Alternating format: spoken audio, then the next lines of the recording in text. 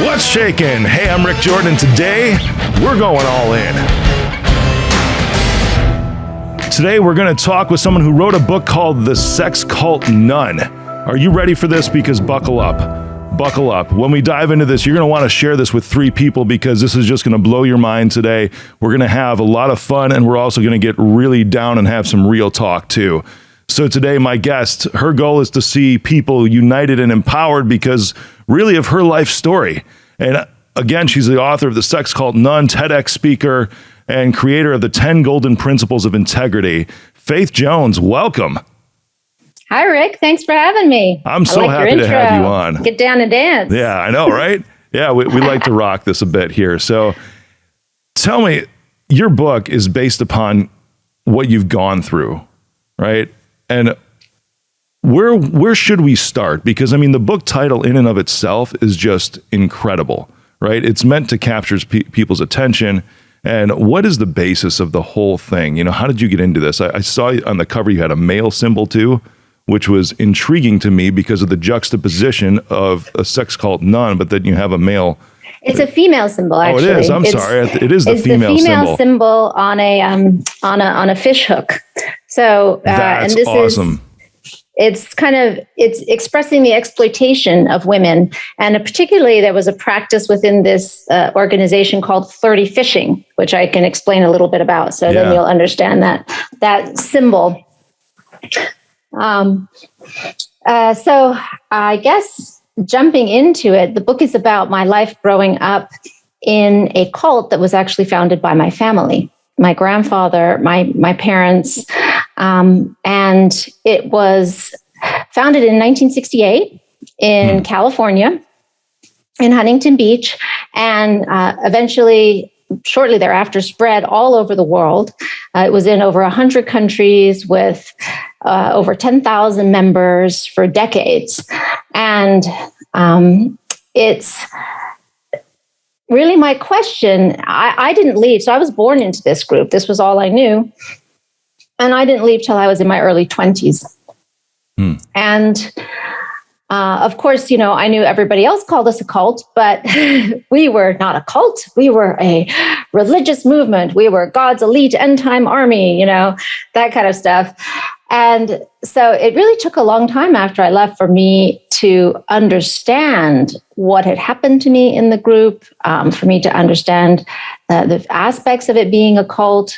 And so I wanted to tell the story not only to give people a peek or a window inside of a very secretive group.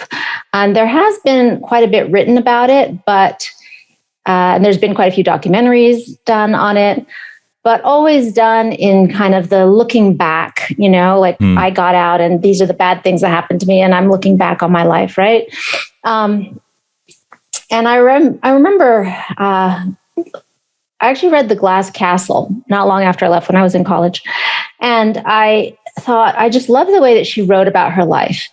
And I said, you know, if I ever write a book, I'm going to write it like that because I want to write about it in the moment. I mean, I love to read novels. I love that immediacy of being right there, you know, with the character, going through it, not, you know, oh, this happened to me 20 years ago or 40 years ago, right? So I wanted to write it in the moment because I also wanted to give people a window into how I thought at the time, how people within the group thought or felt about what was happening and what they were doing versus a look back, which is when you're looking back on something, you have to have a judgment about it, you know, versus saying, okay, no, this is what we thought and felt in the moment. And are you specifically speaking to maybe some of the brainwashing? Well, so as to the brainwashing, yes. Although brainwashing is kind of a unscientific term, perhaps, but specifically to there were different sexual practices, things that I experienced in the group, right? And there was different kinds of abuse, which now I look back and I say, well, that was abuse. I mean, there's just no question, right? But at the time, I didn't think so, and I didn't know it. And so, how do people engage in sometimes terrible abuses or submit themselves to it and not realize it? right? They think they're doing the right thing. It's a very strange mindset. And I wanted to give people a window into kind of what that was like, what that world was like. Yeah, and it was a submission, right? Because you're bought into the ideologies of what's going on. It wasn't necessarily anything that was, well, if you want to use the word force, but forced as traditional rape would be considered or something like that. It wasn't that. It was more submissive because of the ideologies, correct? Yes, but I want to change the way we think about rape, right? So that's another important aspect of this is if, and it wasn't something, and I talk about this, sort of my realizations when I got into college and, law school and things like that. But I realized that the things that I had experienced were rape, but I didn't know it at the time. So, for instance, if you're pressured into having sex and you don't want to with someone you don't want to, but you're pressured into it through fear of punishment, fear that you're going to have to go through a public, humiliation, breaking, be put on probation or whatever that is because you're unyielded, right? So the way it happened in the group was, and we should probably get into a little bit more about the aspects of the group and the beliefs and so on. Otherwise, you're not going to understand what I'm saying now. Yeah, we will. Yeah, so we're kind of jumping ahead a little bit, but when you think about it, it wasn't like they would say, okay, if there's a story in the book when I'm in Kazakhstan, and this book takes you all over the world because I lived in so many countries. So there's a story in the book when I'm in Kazakhstan, and I'm a teenager, I'm like maybe 18, and the shepherd in the home, the leader, is telling me I need to sleep with this young man in the home, and I don't want to, and I really don't. I'm kind of repulsed by that idea, but because I keep avoiding it, then I get into a situation where they're like having a public prayer over me for my unyieldedness. And, I'm put into like a very difficult, emotional, kind of traumatic situation. And it's not like they're saying, if you don't have sex with a person, we're going to punish you. But if you don't have sex with a person, you're unyielded to God. Therefore, we're going to punish you. See? So that's sort of how that convenient disassociation. That's how the trajectory goes. And so when I realized years later, when I was at Georgetown, actually, and talking to my then boyfriend, who was a lawyer, and when I described it to him, he was like, well, that's rape, that's rape. If you feel pressured or coerced into it, somebody doesn't have to physically hold you down. Even if you walk into that room willingly, that's still rape. And this goes to a lot of, for instance, human trafficking victims, right? They're put in a situation where they can't say no, where they will be punished and they have to look like that they're there, and that it's okay with them and they're enjoying it, whatever. But obviously that is rape and abuse, and, that's not consensual.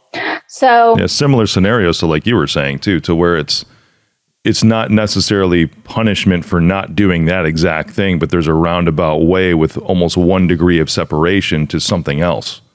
Yes. Yeah. Yeah. It's emotional and psychological manipulation. And abuse. Yeah. So, but let's get back to a little bit more about the book, the story, just so people can get maybe a little more of a background in there. How old were you when the cult was started by your parents? Your grandfather? I wasn't born yet. It was before I was born. Yeah. So it was started in 1968. So wow, because wow, goodness. So you were literally born into this then. I was literally born into it, yes, in Hong Kong. My parents had gone out there. So part of the messages of the group, and this is the interesting thing, people don't realize about cults, right? People are like, oh, why would somebody join a cult? Well, they don't join a cult, they join a family. And people were literally like hippies off the street in Huntington Beach were literally joining my parents' family, like my grandparents' family, right? My granddad, and he became dad to all of them. And eventually he became grandpa to like the whole, so creating this kind of false sense of family and intimacy. And so, these are young kids looking for purpose, looking for a sense of belonging, and very idealistic. Many of them very smart from good families. They were not like, the trash. And so people ask, well, why does this happen? And in fact, studies have been done that the kind of people more likely to join cults are people who are intelligent, good-natured, and idealistic. They want something more. And that's not what most people would think of the kind of people that would join cults. So, after I left years later and I realized, I was like, wow, this was some stuff that was really messed up. There was, I'll go into some of that. But I began to ask myself, why, what went wrong? How did these very idealistic people, these people were willing to sacrifice everything. It was not like they were living, in the Ritz, just super basic. People were when they would join, they'd be sleeping on the floor, working. They'd be memorizing scriptures for hours a day, studying. This was like they're considered like military lifestyle barracks. Did a lot of these intelligent people, as you describe them, did they come from more affluent backgrounds? They came from all different, a wide range, but yeah, oftentimes they did. So, they wanted to serve God. They wanted to serve humanity. They wanted to create a new society. This was their vision. So I was like, well, how did that go so wrong? What happened? What was the seed of corruption that, ended up putting them on this path that got them to this place where they were just, it was just some terrible things were happening. And so that's what I finally figured out. And we can talk about that in a little bit. But before then, let's talk a bit about some of the beliefs, because people don't always understand. So it was ultimately a fundamentalist Christian cult. Except that my grandfather, who considered himself the end time prophet, the prophet of the last days, and getting revelations from God, that he would hear from God in prophecy, and basically all of his words were recorded and sent out to the group as letters. Because very early on, he had to go into hiding from the authorities. Oh, sure. You said this was founded in Hong Kong, right? No, it was founded in California. It was, okay. In California. You were born into my it. Parents, they moved to Hong Kong. So one of the other tenets was everyone had to forsake everything, give up their lives, give up their families, all their possessions, and be full-time missionaries.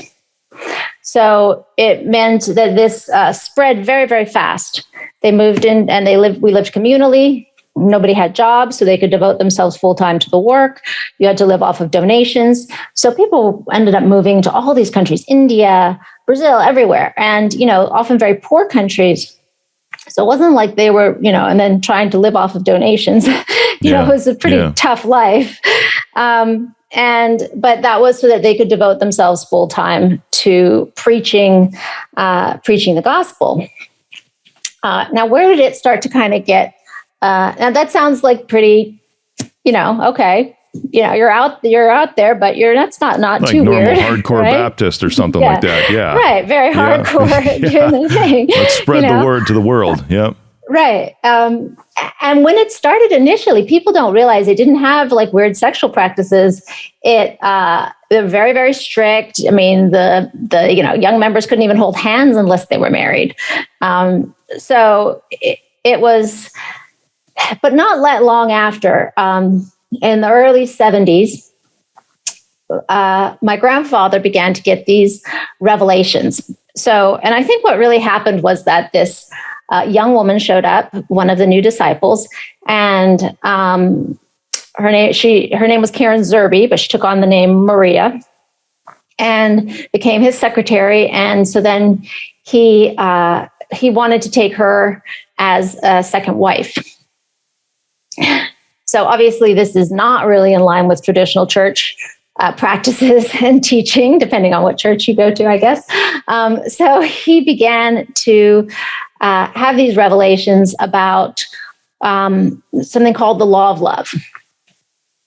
And of course, you have to understand this is also coming out of the era of the 60s, free love, free sex. Everybody's running around at Woodstock. My mom went to Woodstock and she was a hippie. So it's that era. But my grandfather began to have these revelations that the verse in the Bible that says, basically God's only law is love, that meant that nothing was wrong if it was done in love. That love was the only law.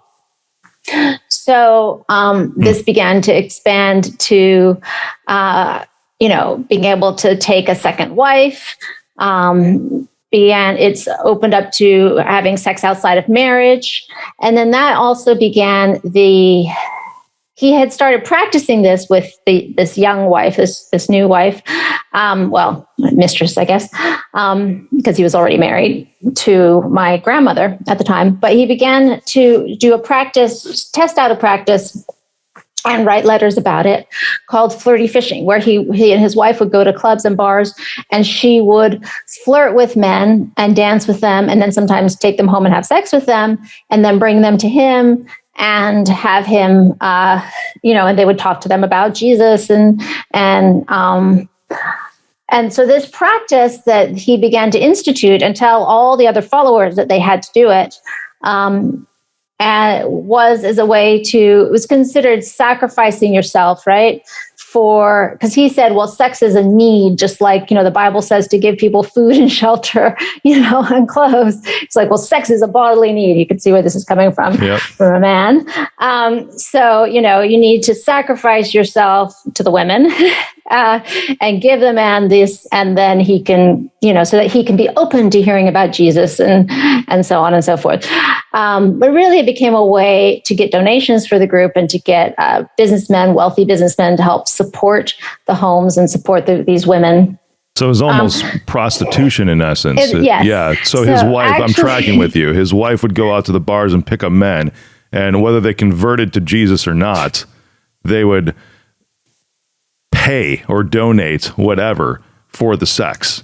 Yes. And so actually the group got in trouble legally in a lot of countries for prostitution.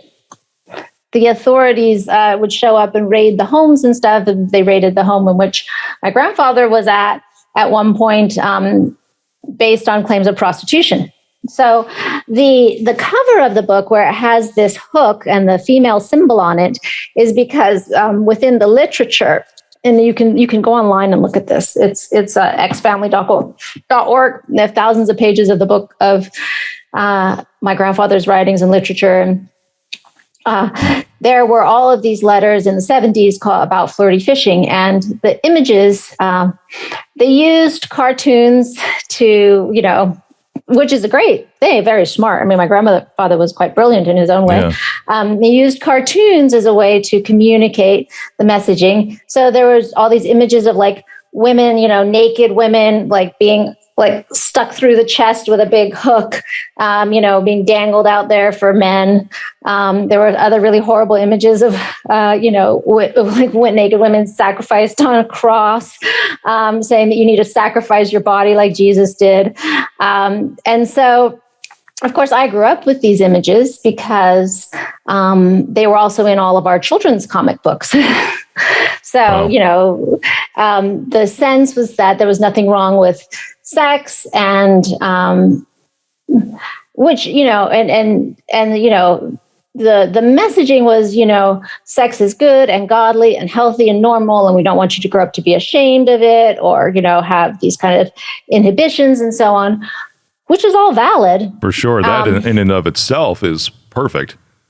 But when you're talking about like little kids, my first coloring book was about sex, like Where Do I Come From, with fully nude images of, adults, engaging in sex and stuff and all the organs. And I write about it in the book. I was like, I get annoyed because I had to color it all in one color, basically. It was like really boring because they're all naked. But, so putting this. What color did you choose? I'm sorry, we need a little comic relief here. What color did you? Well, it was beige. That was there you go. So it was flesh tone appropriate. There you go. Yeah. But, and I was 3 years old. So I write in the book, I didn't know, there wasn't a time I didn't know about sex. I don't even remember, and one of my early memories is, just like 4 years old, is my mother actually doing a demonstration on my father and showing me how a guy comes and stuff. And so this kind of knowledge, I think, and done in the way it was done was very,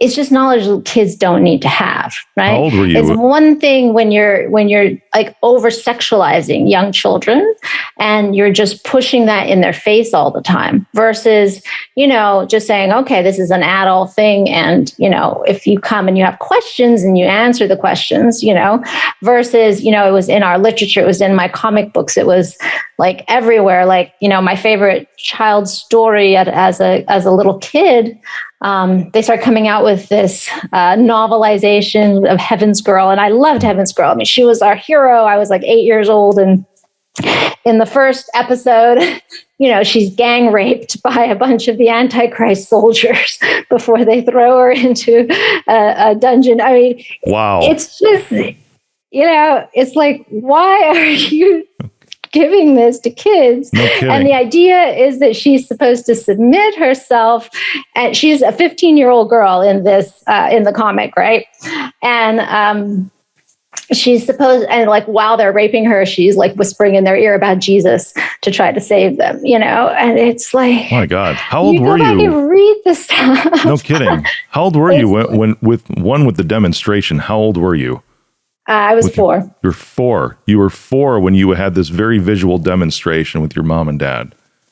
Yes. And so, but it got worse because my grandfather, due to his own perversions, I believe, because he did have issues with this. And this is documented by his own daughters, that it was happening with them when they were little. So before the family even started.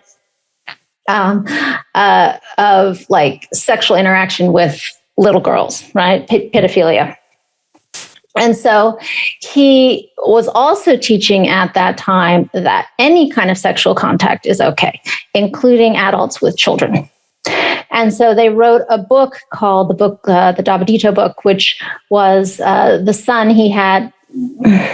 Well, kind of with his new wife, but technically he wasn't the father. The father of the child, but I mean, he claimed him like this is the new prince and the heir apparent, and because his older children were, including my father, were pushed out, when Maria, as she kind of gathered power. But the Davidito book was basically like a manual. They say it's a manual on pedophilia, just really terrible over sexualization and sexual contact. And sadly, this young man, years later, when he left the group, he was so traumatized by it all that he actually killed one of his nannies who had sexually abused him. He was trying to kill his mother, but she didn't show up, and then killed himself. And it was very big news. It was in, early 2000s.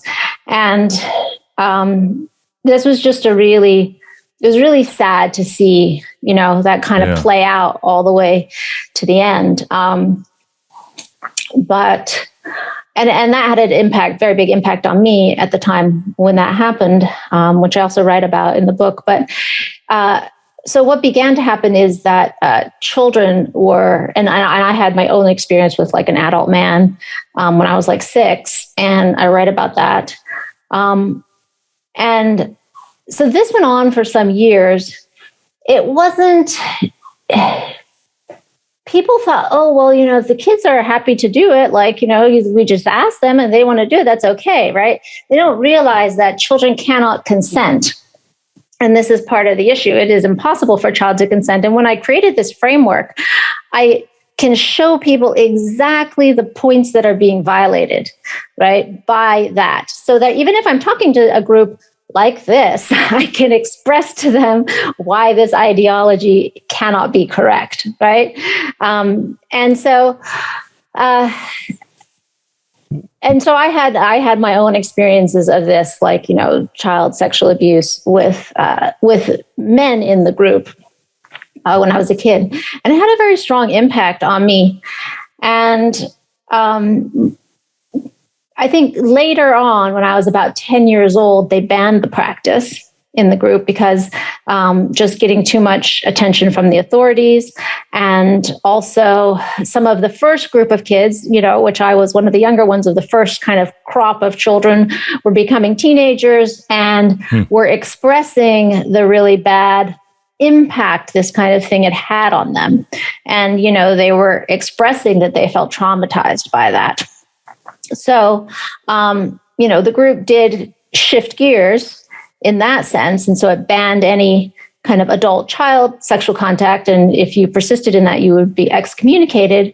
But of course, you had a lot of people now in the group who were, there was a lot of people who I think they weren't necessarily, they didn't have that particular perversion, right? Sometimes they just did it because they thought they were supposed to or whatever.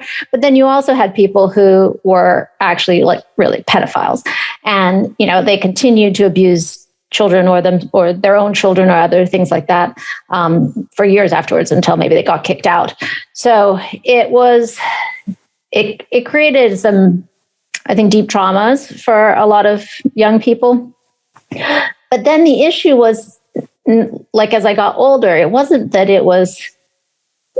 it became this issue more of the manipulation and the coercion of sexual abuse, like I said. And that was true. And that didn't really stop, right? That didn't end because it was part of the ethos. And what was that ethos? The ethos was that your body did not belong to you, that you did not own yourself. So anything that they thought that you should do, that was right. That was God's will, and that was really the core of corruption. And the other thing that was happening was, this was an apocalyptic cult where they were saying the end is coming any day. Jesus is coming back. The Antichrist maybe has already risen in secret. And my grandfather had gotten prophecies that the Antichrist would come back in that Jesus would return in 1993, which meant the Antichrist had to arise 7 years before that, right? So all of us growing up, we didn't think we were going to live to be adults. I mean, my parents didn't think they were ever going to be old. We all thought we were going to die in the tribulation or go up, to Jesus when I was, a teenager. So nobody prepared for anything for the future. Nobody had property. Nobody thought about retirement. Nobody, you were just constantly living on this knife's edge of, both economically, which is why I have a strong focus in my work on what I do too, economically, is and emotionally. Like, I mean, when I was a little kid, I was thinking about, I would lay in bed at night and I would think, okay, so what happens if the Antichrist soldiers come and I like hide and escape, but then I'm on my own and everyone else is in jail, and how am I going to get back? Oh, it's fantasy, where am I going to run away sure. to? Yeah. I mean, it's typical style of dreams that kids would have. Except theirs might be about, Harry Potter or something like that. And they're dreaming they're in Hogwarts, and the Dementors are coming to get them. It's very similar, but yours was perpetuated by, I'm so curious about these comic books that you read and this constant mental barrage of all this imagery and all this ethos. Were those an internal publication? Where did these come from? They were internal publication. So one of the strengths of this organization, because my grandfather went into hiding so early on, the entire communication network was through the mail. And so every couple weeks, we would get a package in the mail, which would have the latest letters from my grandfather with, the newest revelations. And then also, they started producing because the group had so many children, because they believed in not having birth control, and then everyone was having sex all the time. The group got to the point where it was like 2/3 kids. And so there was a huge focus on the kids. So they began to produce a lot of material. So the other thing is that outside influence and material was not permitted. You just hit my next question. With everybody living in normal society, how was that prevented? So they weren't living in normal society, and we didn't have the internet then either, remember? So people lived communally. in small homes, anywhere from 10, 20, 30 people in a home to, I mean, some of the large ones were like 200 people. But they lived communally. They were separated from society. They didn't have jobs. They didn't go to school. We weren't allowed to go to school. There was a couple times when we were very young, that they allowed us to go to school as a way to kind of, not me, but my older siblings. And then that was cut off and it was all homeschooling. And so the group was actually very good with early childhood education, Montessori methods. The kids were reading like 1, 2, 3 years old. It was very good in that sense. But, a few more grades later, that was very little. It was considered you didn't really need anything past like a 6th grade education. You just needed to be able to read, write, and, do math if you were going to basically just be a missionary your whole life, right? So we weren't, there was no like junior school, there was no high school, there was nothing about that. And you weren't allowed to read outside books or novels. So everything was produced within the group, story tapes, songs. They wrote a lot of songs. They had a lot of song tapes. It was a very creative group, I guess you could say. They produced a ton of material, all these comic books. I mean, we had stacks of books like this, of these comic books produced by the family. And they would take like the adult letters and turn them into some more simplified comic form for the children. So, in that sense, but for me, I struggled even as a kid because I would just be bored. I'd be, like anytime like a new story come out, I was so excited. But, otherwise you're just kind of reading the same sort of stuff over and over and over again. And that's all you got. The first time I read a novel, I was 10 and I found this novel that was, that someone was throwing away because we weren't supposed to have them. And it was called The Secret Garden. And I hid it up in the loft and I would sneak up there and I would read it. And for me, it just opened this whole world. I fell in love. I was like, oh my God, stories like this exist. Yeah. Until it got confiscated. But, like piqued my my thirst, I guess, for that. So, that's kind of the background on wild. Yeah. On this organization. Yeah, I was curious as you taught and you addressed this too, because I know everyone was living communally, but if they were sent out as missionaries across the world, surely there must have been some contact with society, especially since this all started with your grandfather's wife, your grandmother going into bars. How would this organization recruit new members?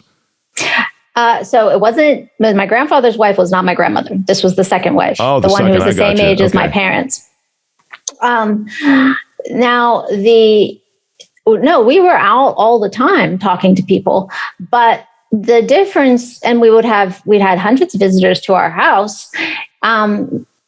But you're only interacting or communicating with them from the role of I'm teaching you about Jesus or about the end time. You're not really making friends with them because you can't, because they are outside. They are the world. They are we had a term for them called systemites, right? So you don't trust the systemites. You don't talk to them about anything going on. Like, the children were taught from a very young age. We knew what we could and couldn't talk about with outsiders. And it was very, very strict. So you never like had your guard down or relaxed or had like true friendships. They might have thought that you were their friend because you would talk to them about their problems and their issues so that you could help them with, by preaching to them. But that was really the only interaction we had. I mean, my family was the Von Trapp family of Asia. We sang all over China, Hong Kong, Macau, radio, TV, hospitals, so I grew up doing that from, before I was 2 years old. So we were always out interacting in that sense, but a very one-directional interaction, one-sided interaction. Yeah. So that was it's an interesting, a lot of crazy stuff. And I go into it in the book. There's a lot of I mean, just all the different things. And my first experience coming to America when I was like 12. And, When did my things mother. shift for you? What age were you like, this just doesn't feel right anymore? So actually, something happened that was quite a shift for me when I was 12. My parents were forcibly separated, which they would do this because they were like, you need to put God first and stuff. And then my mother, we ended up in Thailand. My mother ended up having a breakdown, and then we ended up going to the US and we got accidentally excommunicated. Accidentally? Okay. Yes. Which I describe how that happened, which was kind of crazy. So it's my mother, myself, I'm 12, and two like baby siblings that I had. And so I had to become the other adult, and we had a camper that my grandfather had helped her get, and he wasn't in the family. And so I remember like I was having to beg in parking lots, like with a can, how they go around saying, oh, here's the wonderful missionary work we're doing. Please give donations. And, but I was like begging in these parking lots at Safeway and stuff just to make a few dollars to feed my family. So we didn't have a way to support ourselves outside of the group. And my mother tried to get a job, but she hadn't finished, her education. She left just before she finished high school, even though she was a very good student. And so, we just ended up in a really, really difficult position. We ended up staying with my grandmother for a while. And this was the first time I went to school. And so I went to one semester of school, and it kind of was in its own way life-changing for me to live like that. And then my father came and got us. Eventually we went back to the farm. But going through that experience and watching my mother kind of also lose her faith in the family, right? Not in the doctrine, not in the word, but in the leadership and in the people who were kind of putting down these directives and controlling people's lives and manipulating them and just making decisions that were obviously really wrong, So that shifted things for me too, in that sense. And my parents became less like parents and more like just human beings that needed help, So, I grew up very, very fast. And so that shifted things. And even though I went back into the family and I was in the family for years afterwards, there was a way in which I knew that it was up to me. I couldn't rely on other people. I couldn't rely on my parents. I couldn't, things began to happen. You began to see how, your trust is abused and taken advantage of. And so in that sense, but I didn't know that the doctrines were wrong because this was really all I'd ever known. It wasn't even until I was out of the group for some years that I was able to look back and reassess. So I had to create a new, when that's all you've known, one way of looking at the world is all you know, you actually have to have time to create a different framework for your worldview so that you have a different platform to stand on to actually look back and observe what you believed. And that process takes some time. And when I left because I actually became depressed. I just didn't see a future for myself. I think this is what depression is typically, when you don't see a future for yourself that you want to live. It's like, oh my God, is this my life? And I had, after some of my experiences with books and things like that, I knew I had this like burning desire to go to college. And so when I left the group, it was to do that. It was to go to college. That was my dream. And that was what I was fighting for. Your typical college age, 18 around that time? No, I was 23. Okay. I just turned 23. But I looked very young, so nobody thought anything of it. Sure. I'd had a whole world of experience before. I was quite different than my classmates. Sure. Your parents stayed in when you left? So at this time, some people were starting to leave. My mother actually, I didn't know it at the time I left, but she kind of secretly was like leaving at the time too. But we weren't living together. So, because I left home very young, as we all did. We all would move to another country in another home.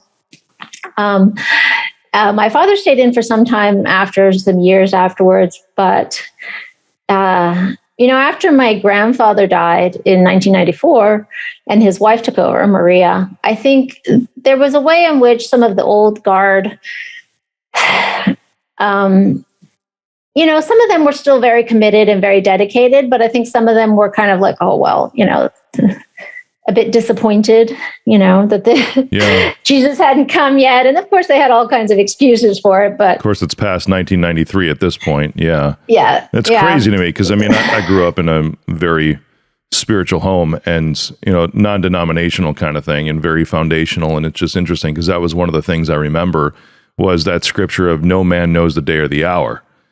Yeah. And that's mind-boggling that somehow they were able to, there's cults all over the world that have done this, but that was one of the things that always just tripped me up. It's like, how do they know? How do they just eliminate this one scripture? And they're like, oh, you know what? This Jesus just came and spoke to me personally. I'm like, really? Cool. What kind of drugs were you on that night? Was he doing them with you? Right. Or even just like I remember when I was in college, I finally went back and I started researching. My boyfriend actually made me turn around and face it. Because at this point I was just like, leave it all behind and just go forward with all my strength. I was like, okay, well, was my grandfather's interpretation of the law of love accurate when we really look at it? Because we had memorized hundreds of verses supposedly on these topics or supposedly supporting a certain interpretation. But when you go back and read them in the original context, I was like, does it really say that? I don't think it does, contextually. For sure. So, and that's a big issue with this type of interpretation. Is this cult still going on today? It's gone through many iterations, and that's one thing. It's changes its beliefs. It changes its, it's gone through many iterations. Well, they kind of had to. Jesus didn't come in 1993, right? Right. But many other iterations, I guess you could say. So now, if you go online, it's called the Family International. And their website just says they're a community of Christian, missionaries or whatever. They're basically loosely, it's basically been disbanded. I think Maria and her husband got too old to keep it up. So I think it's basically been disbanded. They had put out a thing about not living communally and that it was okay to have jobs and stuff. Because you have to think about all of these people are my parents' age in their 70s and they don't have retirement. Yeah. They barely have Social Security, just like the bare minimum because they didn't work, right? I admire my mother because when she left, like me, she went back to school in her 50s and she ended up, she worked really hard. She went and got a job and, put away money for retirement and, and a lot of these people didn't. Yeah. A lot of these people didn't. They were too old at that time. What's one thing that you would want to tell to the audience today that you learned from your experience, to encourage them? Because it's mind-boggling. There's so much to absorb. Yeah, so that's why you got to read the book. There's a lot more in it. The most important thing, and this is what I talk about in the last chapter, and this is what I talk about in my TEDx talk, which is called I Own Me. It's this concept of self-ownership. As I understood, this was the core of where they went wrong, which allowed all of these abuses, was this belief that you don't own yourself.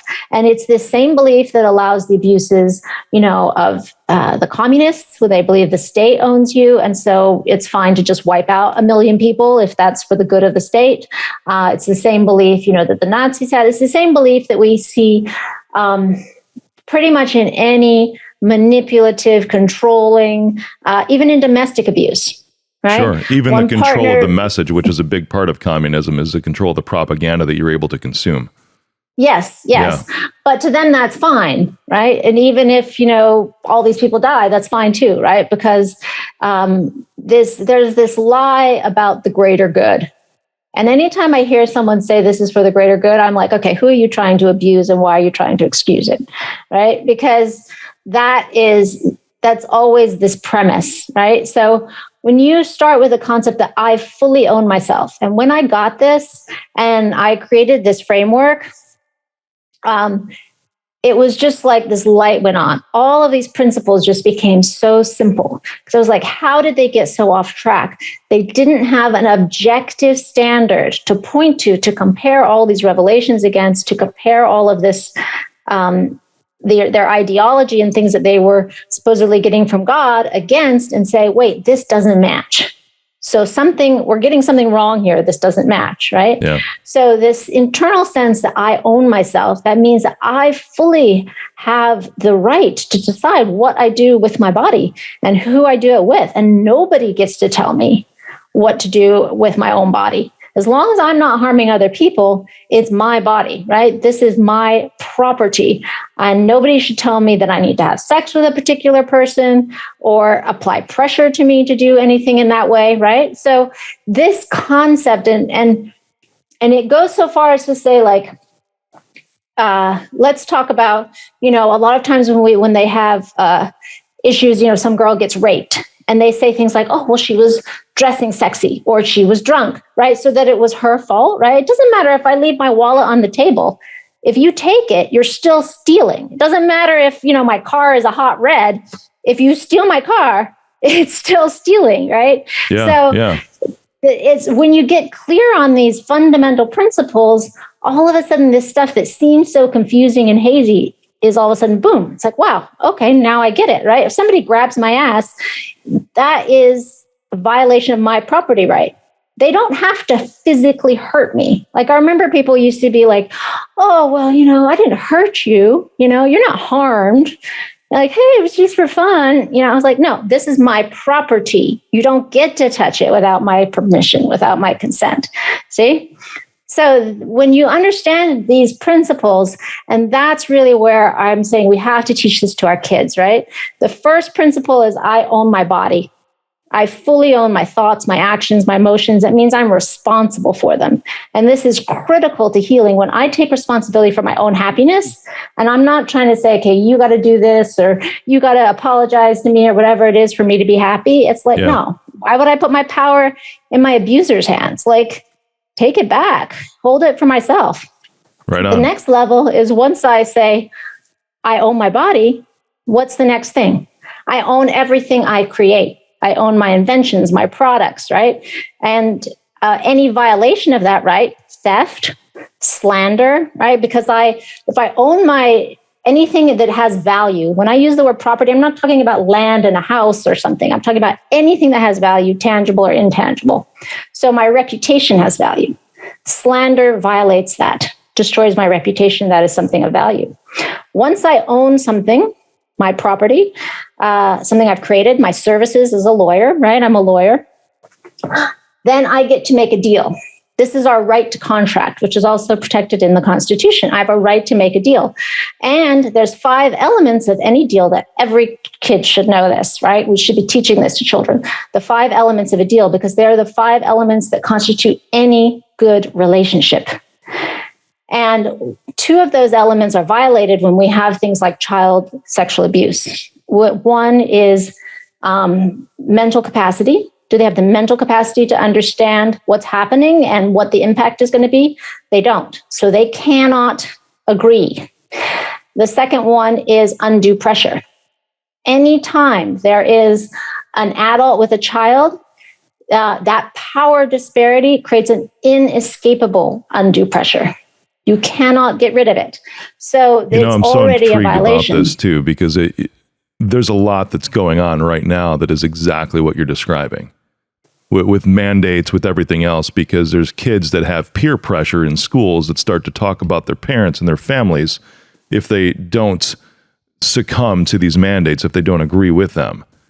And it's I haven't really weighed in too much on this publicly at this point, but it's intriguing because what you're talking about is these kids don't necessarily have the mental capacity. And you see things that are approved now, FDA approved for 5 to 11 years old. And then kids talk about this stuff at school. And then they start to pressure each other. Do they have the capacity to make a choice that will affect the rest of their lives? Yeah.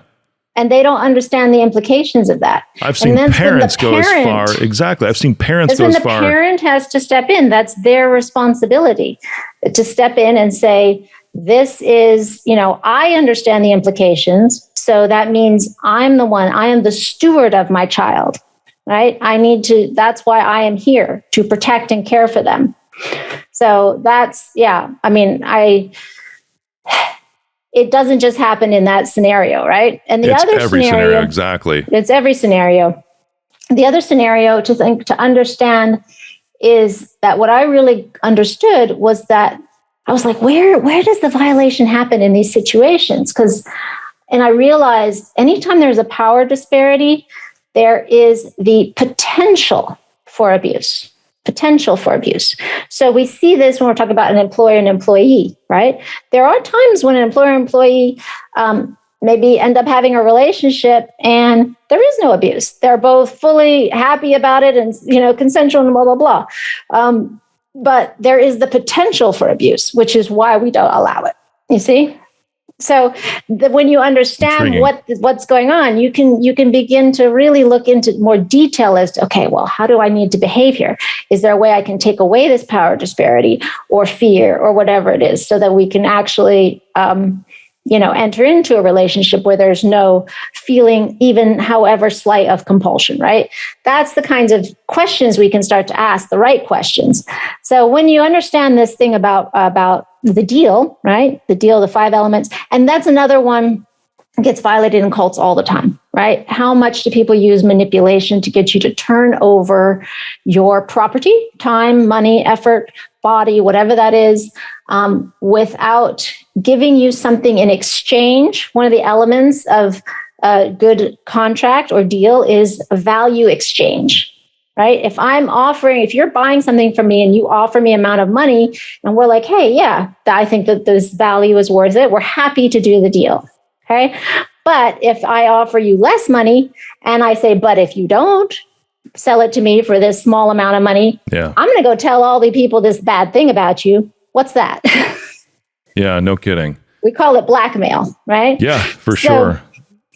Each of these levels, when you understand each of the levels, I flipped it over and I wrote down all of the crimes. Everything that we consider a moral crime or a moral violation fits into one of these circles. And when I did that, I was like, oh my God, I have just explained the law in a single diagram. How do you do that? Boom. I'm like, goodbye, law school. Yeah, no kidding. No kidding. So when you really understand these principles, it simplifies the whole concept down. And then you can say, okay, well, what is a breach of the body? Murder, rape, assault, right? Sexual harassment. What's a breach of your creation? Slander, theft, intellectual property infringement. What's a breach of the deal? Fraud, breach of contract, blackmail, right? All of them fit into here. And then the final layer is the effect. And that is like, how much responsibility do we bear for things we contribute to, but we are not fully in control of? That might be something like inciting violence, okay? Environmental degradation, product liability. That all falls into that circle. So it just kind of beautifully encapsulates all of these concepts. When we get this clear into our children, then we can explain to them, this is why you don't do this. This is why you don't hit Susie, because her body is her property. Not because it hurts her, right? But because you just don't do it. That's her property. This is why you don't take Johnny's truck. Yeah. And, for older people and businessmen, this is why you don't lie in your advertising, because you're supposed to be giving people a clear offer. So it just, to me, it just clarifies all of these. These are the fundamental principles of integrity, and they're simplified, but they are still all there. It's still fully cohesive and consistent. Yeah. So that's kind of my mission, not just in helping women and children, because they are so often the ones abused in this way, although I have many male friends who have also been sexually abused as children.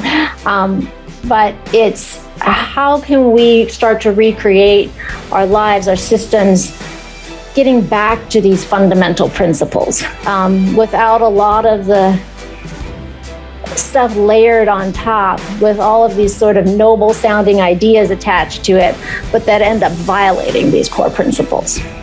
Faith, you've brought so much to the table today and so much to think about. I feel for you because of what you've been through, and I'm also grateful that you had that boyfriend of yours that forced you to look back on everything, because your mind is incredibly analytical, and just be able to bring that experience to everybody to say, hey, this is what I learned. Incredible perspective. Thank you. Well, thank you so much for having me.